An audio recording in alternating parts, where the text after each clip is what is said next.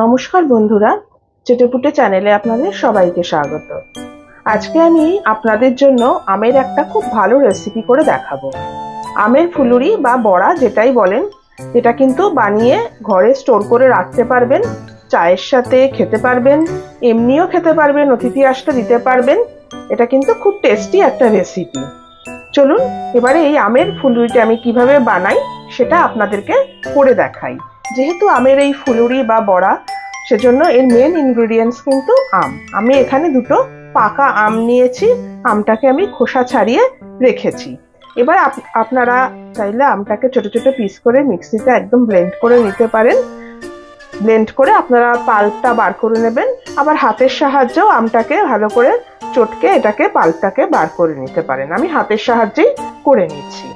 চলুন আপনাদেরকে দেখাচ্ছি কিভাবে আমি এটা বানাচ্ছি। দেখুন, প্রথমে আমি হাতের সাহায্যে ভালো করে আমটাকে এরকম ভাবে চটকে আমি পাল্পটাকে আগে বার করে আটিটাকে আলাদা করে নিচ্ছি।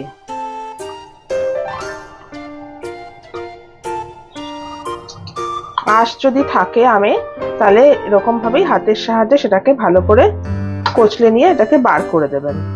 এবারে আমি এখানে দিয়ে দিচ্ছি 1 কাপ পরিমাণ আটা। আপনারা চাইলে কিন্তু এখানে ময়দা দিতে পারেন। আর দিচ্ছি 1/2 কাপ সুজি। আমটা যেহেতু মিষ্টি, সেজন্য আমি দিচ্ছি চিনি। চিনিটাও আমি দিচ্ছি 1 কাপের থেকে সামান্য একটু কম। এটা আপনাদের পছন্দের ওপরে, যে যেরকম মিষ্টি খেতে পছন্দ করেন।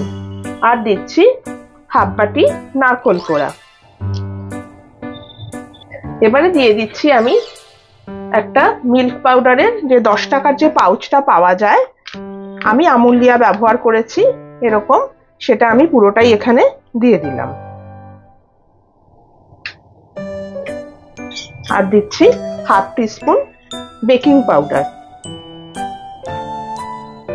ব্যাস হয়ে গেছে। এবারে আমি এটাকে ভালো করে মেখে নিচ্ছি।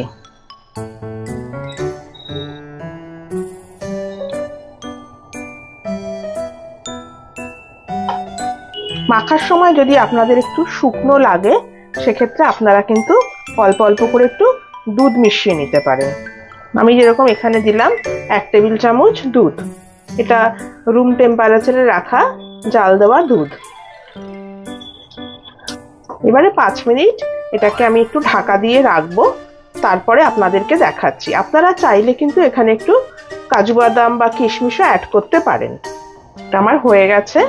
এবার আমি 5 মিনিট এটাকে একটু ঢাকা দিয়ে রাখছি, তারপরে আপনাদেরকে ভেজে দেখাচ্ছি।